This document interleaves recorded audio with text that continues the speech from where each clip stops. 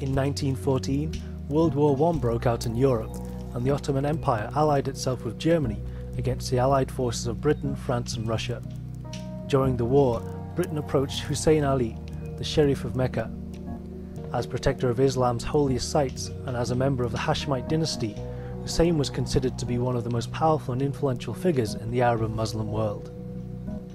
Between July 1915 and March 1916, Hussein and Sir Henry McMahon, the British High Commissioner in Egypt, exchanged a series of letters discussing the terms of an Arab uprising to aid Britain against the Ottomans. The letters were to become known as the Hussein-McMahon Correspondence. In return, Britain would support the creation of an independent Arab state to be ruled by Hussein himself as the Hashemite heir and caliphate. Meanwhile, Britain began secret negotiations with France and Russia over the future partition of the yet-to-be-defeated Ottoman Empire.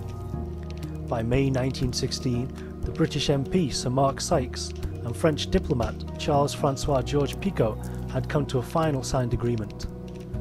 France would take direct control over the northern and western region of Syria, while exercising a sphere of influence over its southern areas, while Britain would take direct control of a region from southern Iraq to the Persian Gulf, and an area of influence from Egypt to eastern Arabia. The agreement also recognized Russia's claims to eastern Anatolia, north of Syria, while Jerusalem and Palestine itself was marked as an international zone to come under international rule. In June 1916, Faisal al-Hussein, the third son of the Sharif, declared the start of the Arab revolt. Faisal led a small Arab army with the help of T. Lawrence, or Lawrence of Arabia as he would become known, and the British Expeditionary Force from Egypt, began reclaiming areas of Palestine and Syria. But before Faisal and the British were able to liberate Damascus in October of 1918, two things would sour the Sharif's and Faisal's ambitions for Arab independence. After the Russian Revolution in 1917, the Communists publicly released the details of the previously secret Sykes-Picot Agreement, as an example of the imperialistic conspiring of Britain and France. Then in November 1917, Britain issued the Balfour Declaration. The document came in the form of a letter from the British Foreign Secretary Arthur James Balfour to Lord Rothschild, the head of the British Zionist organisation. The letter stated Britain's support for the establishment of a Jewish homeland in Palestine.